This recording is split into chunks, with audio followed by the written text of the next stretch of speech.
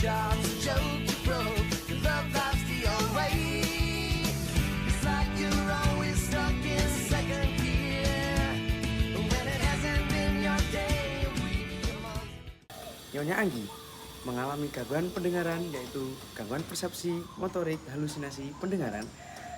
Berusia 30 tahun, beliau mengatakan sering mendengar bisikan-bisikan bersuara laki-laki dan itu sangat mengganggunya dan membuat hidupnya tidak tenang. Setelah melakukan observasi kepada keluarga mengatakan sejak 3 bulan kemarin, Nyonya Anggi menjadi pendiam, jarang keluar rumah, dan menjadi marah tanpa sebab. Dan ternyata setelah dilakukan observasi lebih lanjut, Nyonya Anggi sudah pernah dirawat di ruang psikiatri dan diperbolehkan pulang. Namun, dia tidak meminum obat lagi karena sudah merasa sembuh. Ayo jalan terus. Ayo jalan. Ayo jalan terus. Ayo jalan.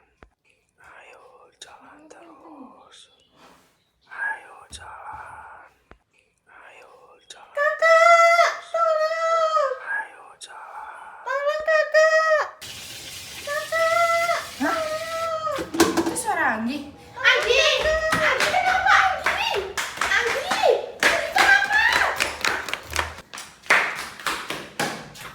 Anggi! Kakak kenapa Anggi? Kakak suara laki-laki itu jelas. Iya sabar ya Anggi. Kakak teleponin perawatnya dulu ya. Sabar ya Anggi. Halo, selamat pagi. Apakah benar ini dengan rumah sakit Kusuma Husada?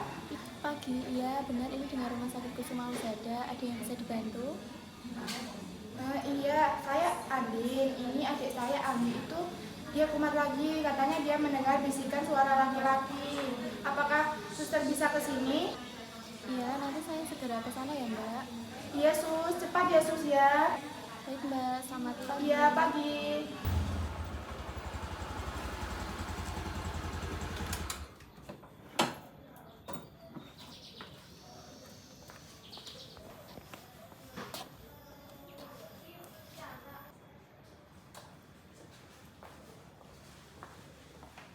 Selamat pagi.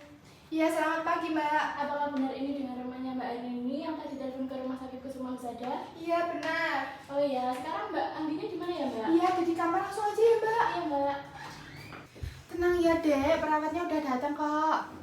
Selamat pagi Mbak Anggi, perkenalkan saya perawat Nisa yang ditugaskan dari rumah sakit Kusuma Husada pagi ini. Jadi Mbak Anggi sekarang gimana perasaannya? Masih ada suara lagi sus, ada bisikan laki-laki nyuruh saya jalan terus. Kalau saya berhenti nanti saya dimarahi. Saya mengerti Mbak, tapi sekarang Mbak sudah aman, tidak ada yang berani menyakiti Mbak lagi. Nanti kita belajar sama-sama ya cara mengendalikan suara-suara tersebut.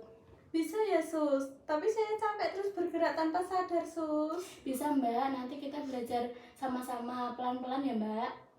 Iya sus. Dek kakak tinggal dulu ya. Kan ini udah ada perawatnya. Iya kak.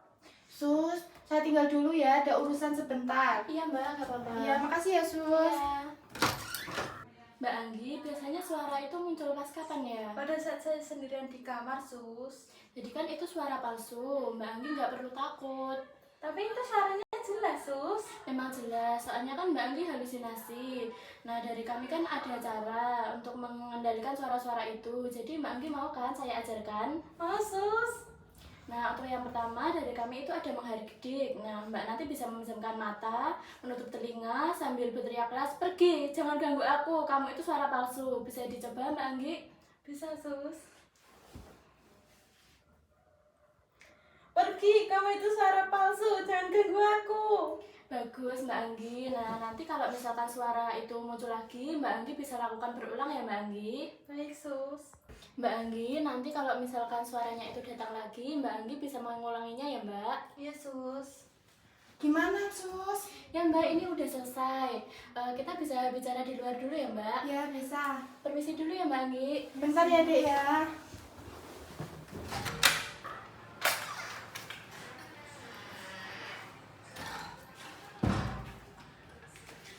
Jadi begini Mbak Andi, yang tadi Mbak Andinya sudah saya ajarkan menghardik, yaitu mengendalikan suara-suara yang didengar. Dan sekarang Mbak Angginya sudah tenang ya. Iya. Nanti saya akan kembali ke sini lagi untuk menyelesaikan tindakan-tindakan yang saya akan berikan kepada Mbak Anggi. Kalau begitu saya pamit kembali ke rumah sakit lagi ya Mbak Andin. Iya, terima kasih ya Iya, Mbak. sama-sama. Ayo jalan terus. Kok suaranya muncul lagi? Ayo jalan. Oh iya, tadi udah diajarin Suster Nisa. Tutup mata, Jalan. tutup telinga. Ayo jalan terus. Pergi, jangan ganggu aku. Ayo jalan. Kamu suara palsu. Oh iya, suaranya sudah mulai menghilang.